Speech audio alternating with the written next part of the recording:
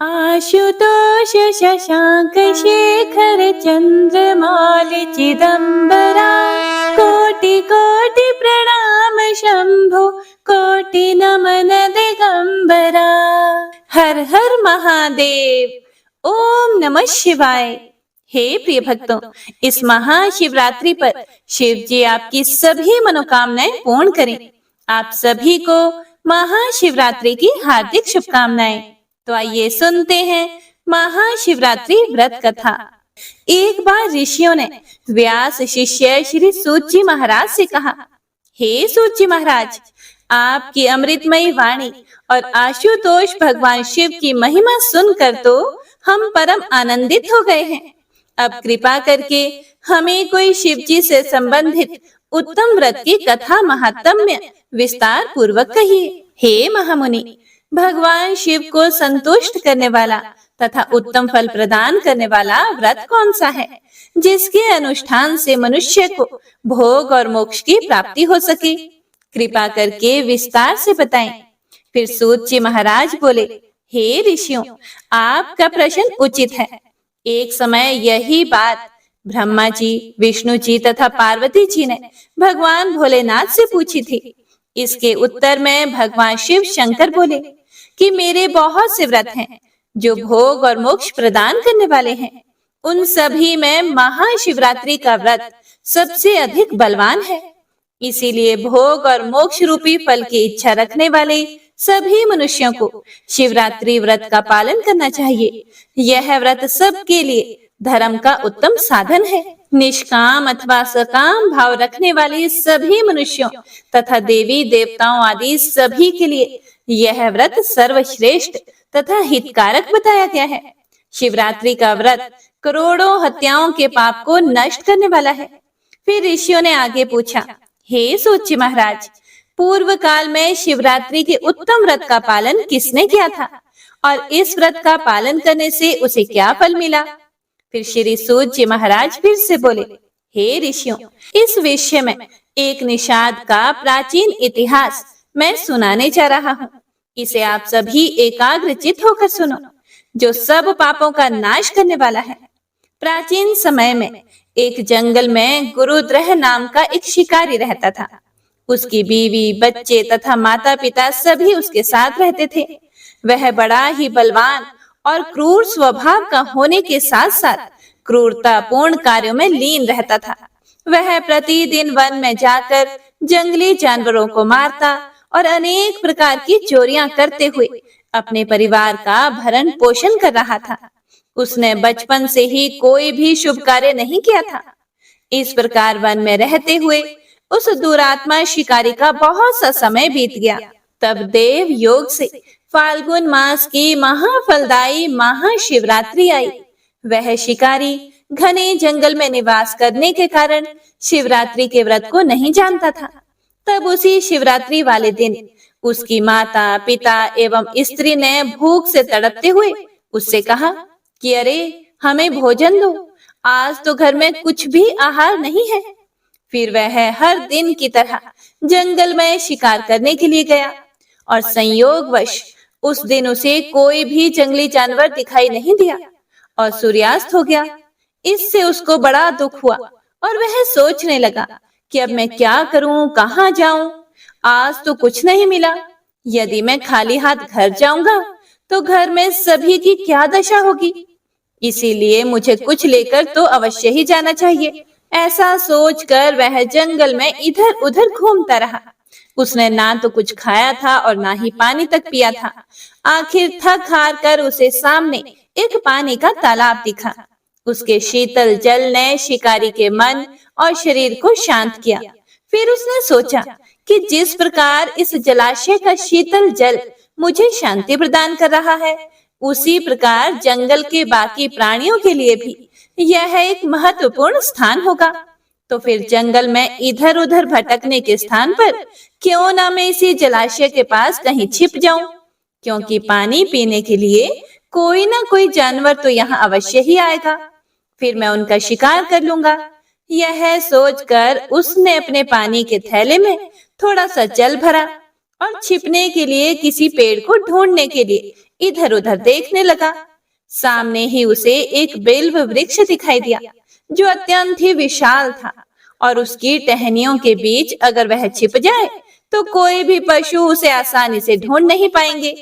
और उसी पेड़ के नीचे शिवलिंग भी था जो सूखे बेलपत्रों से ढके हुए होने के कारण दिखाई नहीं दे रहा था। तो बस अब उसे अपना आश्रय स्थान मिल चुका था। वो जल्दी से उस पेड़ के ऊपर चढ़ गया और अपने शिकार की प्रतीक्षा करने लगा। उसके हाथ में उसका धनुष और बाण था। उसके नेत्र सामने वाले जलाशय पर स्थित थे।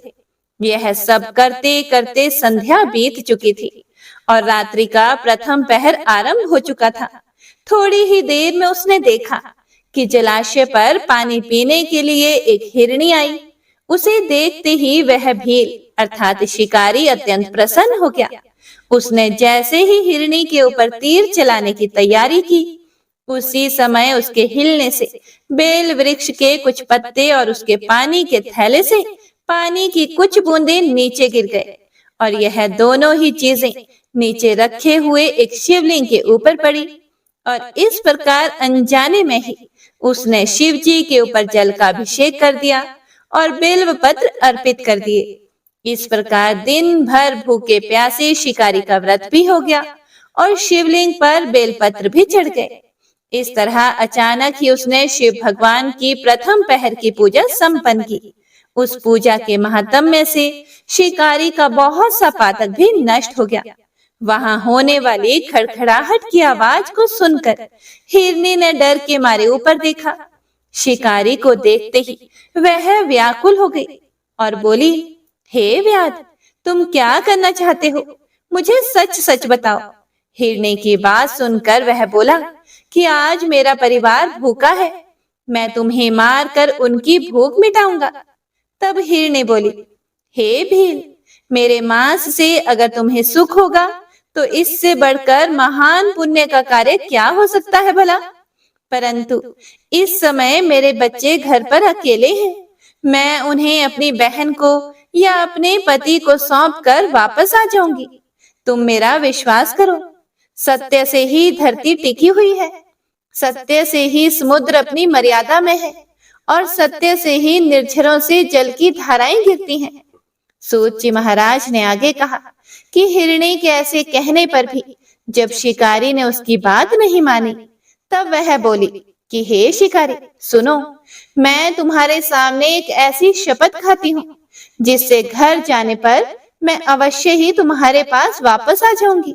ब्राह्मण यदि वेद बेचे और तीनों काल संध्या ना करे तो उससे जो पाप लगता है, पति की आज्ञा का उल्लंघन करके अपनी इच्छा के अनुसार कार्य करने वाली स्त्रियों को जिस पाप की प्राप्ति होती है, किए हुए उपकार को ना मानने वाले, भगवान शंकर से विमुख रहने वाले, दूसरों से द्रोह करने वाले, धर्म को ना मानने वाले तथा विश्वासघात तथा छल करने वाले लोगों को जो पाप लगता है, उस पाप से मैं भी लिप्त हो जाऊं यदि मैं यहाँ लौटकर ना आऊं। इस तरह अनेक प्रकार की शपथ खाते हुए जब हिरणी चुपचाप खड़ी हो गई, तब उस शिकारी ने उस पर विश्वास करके कहा कि अच्छा, अब तुम अपने घर जाओ। तब वह हिरणी बड़ी खुशी के साथ पानी पीकर अपने घर को चली गई। इतने में ही रात का पहला पहर शिकारी के जागते जागते ही बीत गया। तब उस हिरणी की बहन उसे ढूंढते हुए वहां पानी पीने के लिए रुक गई। उसे देखकर भील ने बाण को तरकश से खींचा। ऐसा करते समय पहले की तरह शिवलिंग के ऊपर जल और बिल्व पत्र गिरे और शिव शंभू की दूसरे पहर की पूजा भी संपन्न हो गई। हिरणी ने उसे बाण खींचते हुए देख लिया और पूछा कि यह क्या कर रहे हो? तब शिकारी ने उत्तर दिया कि मैं अपने भूखे परिवार को तृप्त करने के लिए तुम्हें मारूंगा। यह सुनकर वह हिरणी बोली, हे शिकारी, मेरा देह धारण सफल हो गया है क्योंकि इस शरीर के द्वारा तुम्हारा उपकार होगा, परंतु मैं यहाँ अपनी बहन को ढूंढ रही हूँ और छोटे छोटे बच्चों को घर में अकेले छोड़कर आई हूँ। मैं एक बार वापस जाकर उन बच्चों को अपने स्वामी को या अपनी बहन को सौंप दूं, फिर मैं तुम्हारे पास वापस लौट आऊंगी। तब शिकारी बोला, मुझे तुम्हारी बात पर विश्वास नहीं है, मैं तुम्हें अवश्य ही मारूंगा। यह सुनकर वह हिरनी भगवान विष्णु की शपथ खाती हुई बोली, जो कुछ मैं कहती हूँ उसे सुनो। यदि मैं वापस ना आऊं तो अपना सारा पुण्य हार जाऊं, क्योंकि जो वचन देकर पलट जाता है वह अपने पुण्य को हार जाता है। हिरनी की बातें सुनकर शिकारी बोला कि अच्छा ठीक है, जाओ, लेकिन जल्दी वापस आना। तब वह हिरनी जल पीकर वापस घर चली गई। इतने में ही रात का दूसरा पहर भी शिकारी के जागते जागते ही बीत गया। अब तीसरा पहर शुरू हो जाने पर उसने एक हिरन देखा। वह बड़ा ही हृष्ट पुष्ट था। उसे देखकर शिकारी को बड़ी प्रसन्नता हुई और वह धनुष पर बाण रखकर उसे मारने के लिए तैयार हो गया। ऐसा करते समय प्रारब्धवश कुछ जल और बिल्व पत्र फिर से शिवलिंग पर गिरे, जिससे संयोगवश भगवान शिव की तीसरे पहर की पूजा भी संपन्न हो गई। इस तरह भगवान भोलेनाथ ने उस शिकारी पर अपनी दया दिखाई। पत्तों के गिरने का शब्द सुनकर उस मृग ने शिकारी की ओर देखा और पूछा कि तुम क्या कर रहे हो? तब शिकारी ने उत्तर दिया, मैं अपने परिवार को भोजन देने के लिए तुम्हारा वध करूंगा। शिकारी की बात सुनकर हिरण के मन में बड़ा हर्ष हुआ और तुरंत ही वह शिकारी से बोला, मैं तो धन्य हूँ, मेरा हरिष्ट पृष्ठ होना सफल हो गया है, क्योंकि मेरे शरीर से आपकी तृप्ति होगी। जिसका शरीर परोपकार के काम नहीं आता उसका सब कुछ व्यर्थ होता है। परंतु एक बार मुझे वापस जाने दो, मैं अपने बालकों को उनकी माता के हाथों में सौंपकर और उन सब को धीरज बंधाकर वापस यहाँ लौट आऊंगा। उसके ऐसा कहने पर शिकारी को बड़ा विस्मय हुआ। उसका हृदय कुछ शुद्ध हो गया था और उसके सारे पाप भी नष्ट हो गए थे। वह बोला कि जो भी यहाँ आए वे सब तुम्हारी तरह बातें बनाकर चले गए, परंतु अभी तक वे नहीं लौटे। हे मृग, तुम भी इस समय संकट में हो, इसीलिए झूठ बोलकर चले जाओगे। फिर आज मेरा जीवन निर्वाह कैसे होगा? तब हिरण बोला, हे शिकारी, जिसकी वाणी झूठी होती है उसका पुण्य उसी क्षण नष्ट हो जाता है। यह सारा ब्रह्मांड सत्य पर ही टिका है। तुम मेरी सच्ची प्रतिज्ञा सुनो। संध्या काल में मैथुन तथा शिवरात्रि के दिन भोजन करने से जो पाप लगता है, झूठी गवाही देने से, किसी की धरोहर को हड़प लेने से जो पाप लगता है, वही पाप मुझे भी लगे यदि मैं लौटकर वापस ना आऊं। उसकी बातों को सुनकर शिकारी बोला कि जाओ, तुम भी जाओ, परंतु जल्दी लौटना। शिकारी के ऐसा कहने पर मृग ने जल पिया और वह अपने घर चला गया। जब हिरण घर पहुंचा तब उसने अपने परिवारजनों को शिकारी से की हुई प्रतिज्ञा बताई। हिरण की बात सुनकर दोनों हिरनियों ने भी अपने साथ घटी हुई पूरी घटना बताई। आपस में एक दूसरे के वृतांत को भली भांति सुनकर सत्य के पाश से बंधे हुए उन्होंने यही निश्चय किया कि वहां अवश्य ही जाना चाहिए। ऐसा निश्चय करने के बाद वह तीनों अपने बालकों को आश्वासन देकर जाने के लिए उत्सुक हुए। उस समय बड़ी हिरनी ने कहा कि हे स्वामी, आपके बिना मेरे बच्चे कैसे रहेंगे? सबसे पहले मैंने वहां जाकर प्रतिज्ञा की है, इसीलिए इस समय केवल मुझे ही जाना चाहिए, आप दोनों यही रहे। उसकी बात सुनकर छोटी हिरनी बोली कि बहन, मैं तुम्हारी सेविका हूँ, इसीलिए आज मैं ही व्याध के पास जाती हूँ, तुम यहीं रहो। दोनों हिरनियों की बात सुनकर हिरण बोला कि तुम दोनों यहाँ रहो, क्योंकि शिशुओं की रक्षा माता से होती है। स्वामी की बात सुनकर उन दोनों हिरनियों ने धर्म की दृष्टि से उसे नहीं माना। वह दोनों अपने पति से प्रेम पूर्वक बोली, हे प्रभु, हे पतिदेव, पति के बिना इस जीवन को धिक्कार है। तब उन सब ने अपने बच्चों को सांत्वना देकर उन्हें अपने पड़ोसियों के हाथ में सौंप दिया और स्वयं शीघ्र ही शिकारी के पास जाने के लिए तैयार हो गई। उन्हें जाता हुआ देखकर उनके बच्चे पीछे पीछे चले गए। उन्होंने यह निश्चय किया कि जो गति हमारे माता पिता की होगी वही हमारी भी हो जाएगी। उन सबको एक साथ आया हुआ देखकर शिकारी बड़ा खुश हुआ। उसने धनुष पर बाण रखा। उस समय फिर से जल और बिल्व पत्र शिवलिंग के ऊपर गिरे और शिव भगवान की चौथी पहर की पूजा भी संपन्न हो गई। परिणाम स्वरूप शिकारी का सारा पाप तत्काल ही भस्म हो गया। उसी समय वह हिरण और हिरनिया बोली, हे शिकारी, शीघ्र कृपा करके हमारे शरीर को सार्थक करो। उन तीनों की बात सुनकर शिकारी हैरान हुआ और शिव पूजा के प्रभाव से उसको ज्ञान प्राप्त हो गया। उसने सोचा, ये मृग ज्ञानहीन पशु होने पर भी धन्य है, सर्वथा आदरणीय है, क्योंकि अपने शरीर से ही परोपकार में लगे हुए हैं। मैंने मनुष्य जन्म पाकर भी कोई पुरुषार्थ नहीं साधा, हमेशा दूसरे के शरीर को पीड़ा देकर अपने शरीर का पालन पोषण किया है। हाय, ऐसे पाप करने से मेरी क्या गति होगी? मेरे जीवन को तो धिक्कार है। इस प्रकार ज्ञान संपन्न होकर शिकारी ने अपने बाण को रोक लिया और कहा, हे श्रेष्ठ मृगों, तुम सब यहाँ से चले जाओ, तुम्हारा जीवन धन्य है।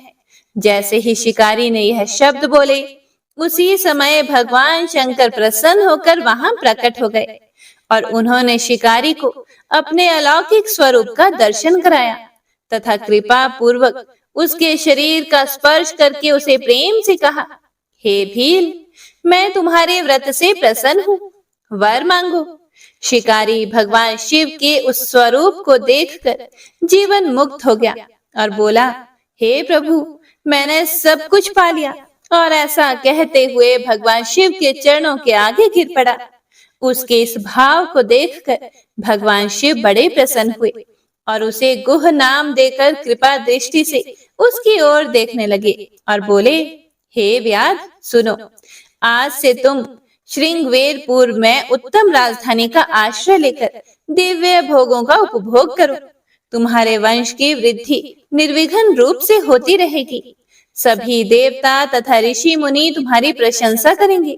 मेरे भक्तों पर स्नेह रखने वाले भगवान श्री राम एक दिन निश्चय ही तुम्हारे घर पधारेंगे और तुम्हारे साथ मित्रता करेंगे। तुम मेरी सेवा में मन लगाकर दुर्लभ मोक्ष को प्राप्त करोगे। हे प्रिय भक्तों, उसी समय वह सभी मृग भगवान शंकर के दर्शन पाकर मृग योनि से मुक्त हो गए तथा दिव्य देह धारण करके विमान पर बैठकर दिव्य धाम को चले गए। हे प्रिय भक्तों, सूत जी महाराज आगे बोले कि हे ऋषियों, इस प्रकार अज्ञानता वश भी उसने शिव व्रत के प्रताप से यदि सायुज्य मुक्ति तक को प्राप्त कर लिया, तो फिर अन्य भक्तों की क्या कथा है? वे तो तन्मय होकर साक्षात शिव स्वरूप ही हो जाते हैं। इसीलिए हे मुनियों, सब शास्त्रों को विचार कर तथा अनेकानेक तीर्थ, दान तथा अनेक प्रकार के विचित्र एवं पवित्र यज्ञ भी है, सर्वोत्तम व्रत भी है। यद्यपि यहाँ अनेक व्रत विधान, अनेक तीर्थ, दान तथा अनेक प्रकार के जप, तप, संयम, नियम भी हैं, तथापि उनमें कोई भी इस शिवरात्रि व्रत के समान नहीं है। यह शास्त्र पुराणों का निश्चित निर्णय है। इसीलिए अपनी भलाई चाहने वालों को चाहिए कि इस शुभ व्रत का पालन अवश्य ही करें, क्योंकि यह दिव्य शिवरात्रि व्रत सर्वदा साधक को भक्ति मुक्ति देने वाला है। सूत जी महाराज कहते हैं कि हे ऋषिगणों, यह कल्याण प्रद शिवरात्रि व्रत मैंने आप लोगों को सुना दिया है, जो संसार में व्रतराज के नाम से प्रसिद्ध है। ऋषियों ने पुनः पूछा, हे सूत जी महाराज, अभी आपने मुक्ति की चर्चा की है, उसमें क्या होता है और मुक्त हुए पुरुषों की कैसी दशा होती है, यह भी हम लोगों को बताइए। तब सूत जी ने कहा, हे मुनियों, सावधान होकर सुनो, मैं कह रहा हूँ।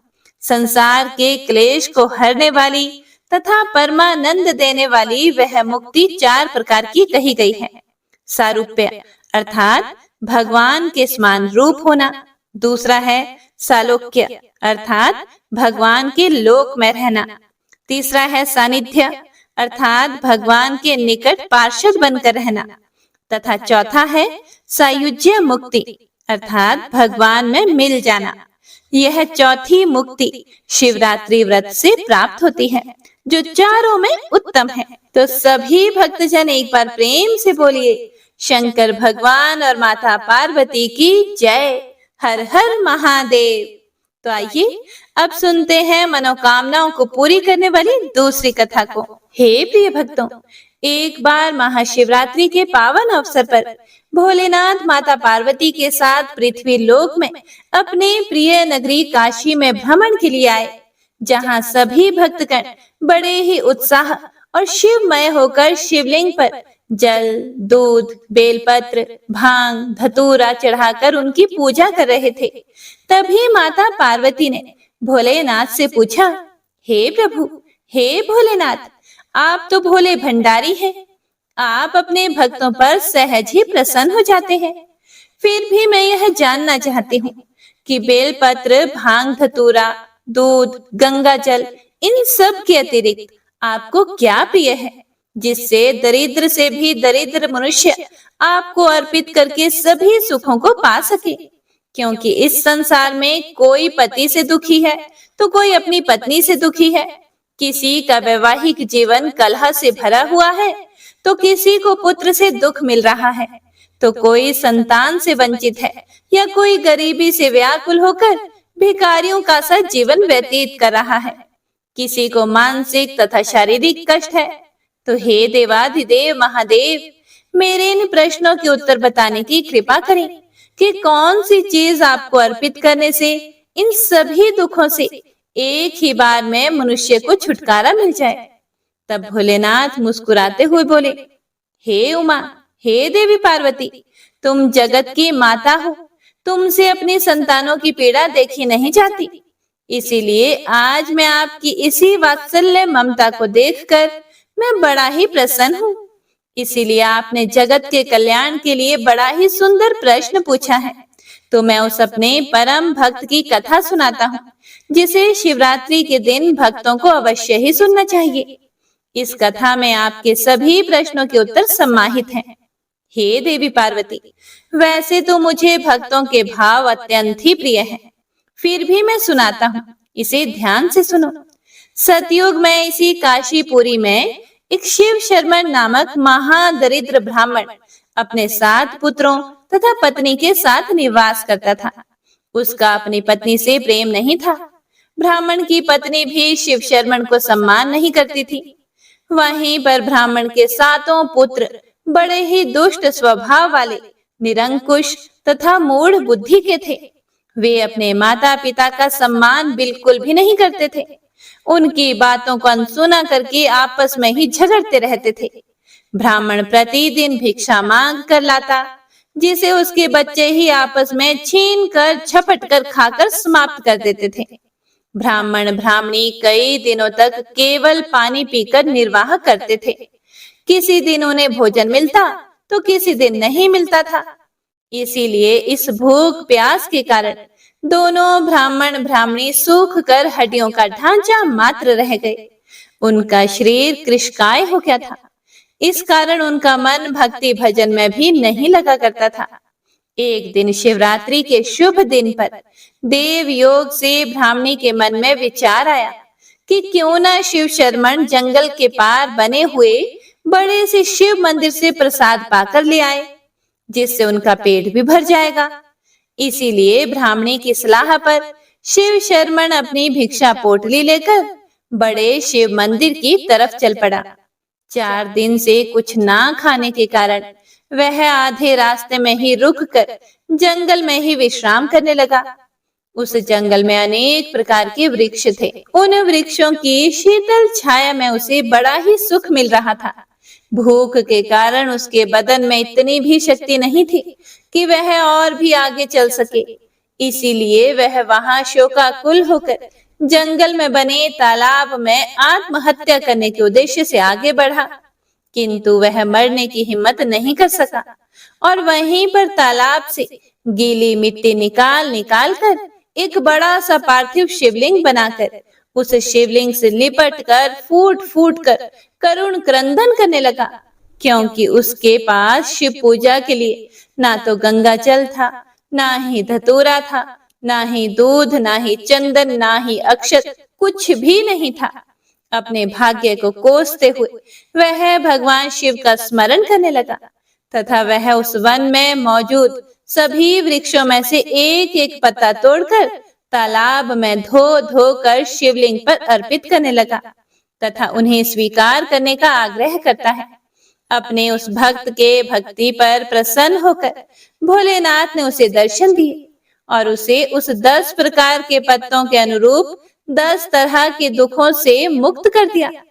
हे प्रिय भक्तों, तब माता पार्वती ने प्रभु से पूछा कि हे भोलेनाथ, वह कौन से 10 पत्ते थे जिन्हें चढ़ाने मात्र से आपने उस भाग्यहीन ब्राह्मण की सभी कष्टों को दूर कर दिया? तब भोलेनाथ ने कहा, हे देवी पार्वती, पहले इस कथा को पूर्ण तो होने दीजिए, तब बताता हूँ इसका रहस्य। भोलेनाथ की कृपा से उस ब्राह्मण का शरीर फिर से हृष्ट पुष्ट और तंदुरुस्त हो गया। उसके चेहरे पर तेज टपकने लगा और उसका पूरा शरीर अलौकिक दिव्य हो गया। भगवान भोलेनाथ की ऐसी महिमा देखकर वह गदगद हो गया तथा उसकी भूख प्यास भी मिट गई। वह बड़ी ही प्रसन्न भाव से वहां से अपने घर की तरफ चल पड़ा। घर आने के बाद उसने देखा कि जिस स्थान पर उसकी झोंपड़ी थी, उस स्थान पर एक बड़ा ही भारी महल हो गया था। तब वह जान गया कि यह भगवान शिव की कृपा से ही हुआ है और उसकी पत्नी बड़ी ही रूपवान हो गई थी। उसके 7 पुत्र आज्ञाकारी और ज्ञानी हो गए थे। उसका पूरा जीवन सुख समृद्धि से भर जाता है। हर प्रकार के क्लेश दुख दूर हो जाते हैं। इस प्रकार ब्राह्मण अपनी पत्नी के साथ तथा 7 पुत्रों को लेकर सुख पूर्वक अपना जीवन व्यतीत करने लगा। फिर भोलेनाथ माता पार्वती से बोले, हे देवी पार्वती, आमतौर पर लोग शिव को प्रसन्न करने के लिए दूध, दही, शहद, फूल इत्यादि अर्पित करते हैं। ऐसा करने से उनकी सभी मनोकामनाएं पूर्ण होती हैं। इसके अतिरिक्त भी एक ऐसी चीज है जिसे शिवलिंग पर अर्पित करने से उनके सभी प्रकार के क्लेश क्षण भर में दूर हो जाते हैं और इन्हें शिवलिंग पर चढ़ाना शुभ माना जाता है। हे पार्वती, ध्यान से सुनो, वे कौन से 10 पत्ते हैं? पहला है अशोक का पत्ता। अशोक का पत्ता शोक का नाश करता है और साथ ही शिवलिंग पर अशोक के पत्ते अर्पित करने से संतान सुख की प्राप्ति होती है। संतान से कष्ट मिल रहा है या संतान दूर है तो उसकी कामना के लिए भी शिवलिंग पर अशोक के पत्ते अर्पित करने चाहिए। इसके अलावा धन लाभ की कामना के लिए भी शिवलिंग पर अशोक के पत्ते अर्पित करना शुभ होता है। इतना ही नहीं, घर में अशोक का पेड़ लगाने से शोक, दुख और दरिद्रता का वास नहीं होता। ऐसा करने से व्यवसाय और रोजगार में लाभ होता है। दूसरा है आम का पत्ता। अगर दुर्भाग्य पीछा नहीं छोड़ रहा है तो शिव भक्तों को शिवलिंग पर आम के पत्ते जरूर अर्पित करने चाहिए। शिवलिंग पर आम के पत्ते अर्पित करने से दरिद्रता दूर होती है और साथ ही ऐसा करने से अपार धन संपत्ति की भी प्राप्ति होती है। तीसरा है भांग धतूरे के पत्ते। भगवान शिव को धतूरा और भांग अति प्रिय है। ऐसी मान्यता है कि शिव जी को भांग और धतूरे के पत्ते अर्पित करने से भगवान शिव प्रसन्न होकर भक्तों की हर मनोकामनाएं पूर्ण करते हैं। हे प्रिय भक्तों, चौथा है अनार के पत्ते। किसी भी प्रकार का दुख दर्द या कार्यों में रुकावट आ रही हो या फिर परिवार में सुख शांति नहीं है तो शिवलिंग पर अनार के पत्ते जरूर अर्पित करें और साथ ही अनार के रस से शिवलिंग का रुद्राभिषेक करें। इसके अलावा अनार की लकड़ी से किसी तरह का यंत्र बनाना शुभ होता है। घर की सीमा के बाहर अनार का पेड़ पूर्व दिशा में लगाना शुभ है। इसके अलावा परिवार में सुख शांति के लिए शिवलिंग पर अनार के पत्ते जरूर अर्पित करने चाहिए। पांचवा है बरगद के पत्ते। बरगद के पत्ते को त्रिमूर्ति का प्रतीक माना जाता है। बरगद के पेड़ की छाल में विष्णु जी, जड़ में ब्रह्मा जी और उनकी शाखाओं में शिव जी का निवास होता है। यही वजह है कि बरगद के पेड़ को शिव का प्रतीक माना जाता है। ऐसे में बरगद के पत्ते भगवान शिव को अर्पित करने से दुर्घटना से रक्षा होती है अकाल मृत्यु का भय नहीं होता। किसी गंभीर रोग में आयु संकट का भय कम हो जाता है। छठा है बेल के पत्ते। बेल के पत्ते भगवान शिव को बहुत ही प्रिय है। बेलपत्र का त्रिकोण आकार भगवान शिव के 3 नेत्रों का प्रतिनिधित्व करता है। ऐसे में पति पत्नी जोड़ों में हर सोमवार को शिवलिंग पर बेलपत्र अर्पित करें तो वैवाहिक जीवन में कभी भी क्लेश नहीं हो सकता। परिवार में कभी लड़ाई झगड़े नहीं होंगे और प्रेम बढ़ेगा। शिवलिंग पर 3 से लेकर 11 बेलपत्र चढ़ाना शुभ है। बेल के पेड़ के नीचे दीपक जलाने से ज्ञान की प्राप्ति होती है। 7वां है शमी का पत्ता। शनि की महादशा 7.5 या ढैया चल रही है। यह कुंडली में शनि शुभ स्थिति में नहीं है तो शिवलिंग पर शमी का पत्ता जरूर अर्पित करें। घर में शमी का पौधा पश्चिम दिशा में लगाना चाहिए। इससे कुंडली के कई दोष खत्म हो जाते हैं। इसके अलावा शमी का पत्ता शिवलिंग पर चढ़ाने से रोग और क्लेश से मुक्ति मिलती है और साथ ही विरोधी नुकसान नहीं पहुंचा सकते। शत्रुओं से रक्षा होती है। 8वां है नीम के पत्ते।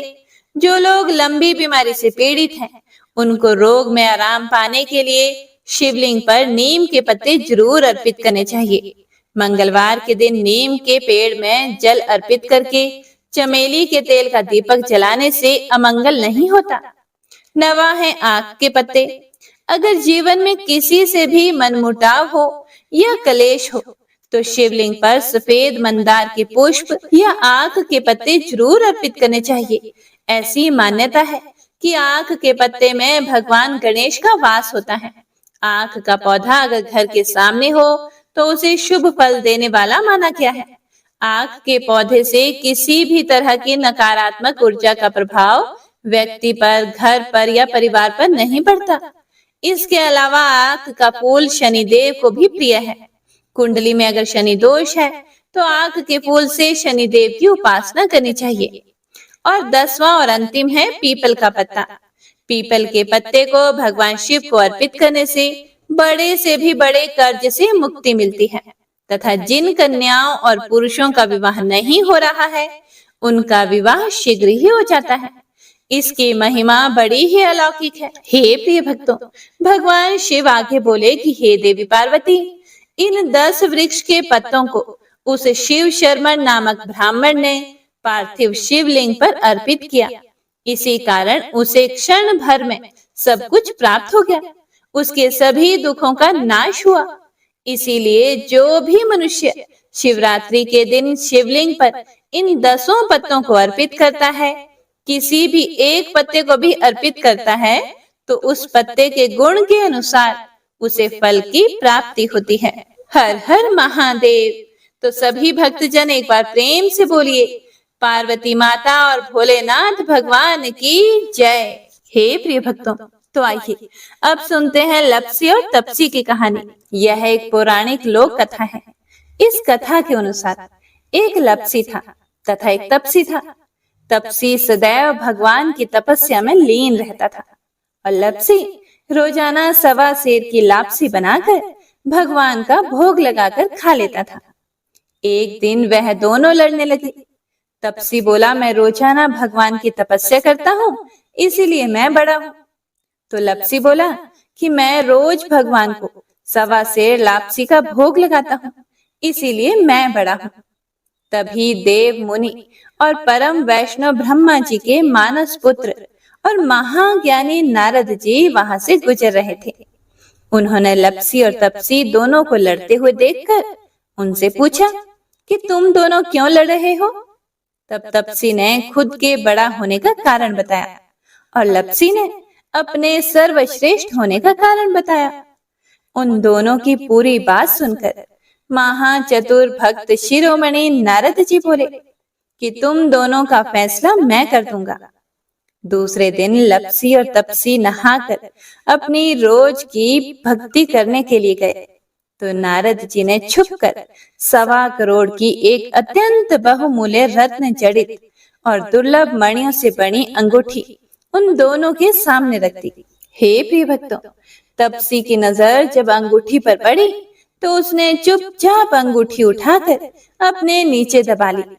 लपसी की नजर अंगूठी पर पड़ी, लेकिन उसने ध्यान ही नहीं दिया और भगवान को भोग लगाकर लापसी खाने लगा। इसके बाद नारद जी उन दोनों के सामने आए तो दोनों ने हे नारद जी से पूछा, हे मुनि श्रेष्ठ, अब आप अपना निर्णय बताइए कि हम में से कौन बड़ा है, किसकी भक्ति श्रेष्ठ है। तो नारद जी ने तपसी से खड़ा होने को कहा। जब वह खड़ा हुआ तो उसके नीचे दबी अंगूठी उन्हें दिखाई पड़ी। नारद जी ने तपसी से कहा कि तपस्या करने के बाद भी तुम्हारी चोरी करने की आदत नहीं गई, इसीलिए लपसी बड़ा है और तुम्हें तुम्हारी तपस्या का कोई भी फल नहीं मिलेगा। हे प्रिय भक्तों, तब तपसी बड़ा शर्मिंदा होकर नारद जी से माफी मांगने लगा। उसने नारद जी से पूछा कि मुझे मेरी तपस्या का फल कैसे मिलेगा।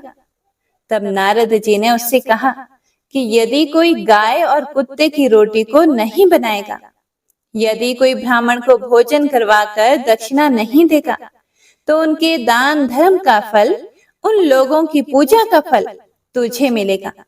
यदि कोई सुहागिनी साड़ी के साथ ऊपरी अंगोछा का दान नहीं देगा, तो वह फल तुझे मिलेगा। यदि कोई दिए से दिया जलाए, तो वह फल भी तुझे मिलेगा।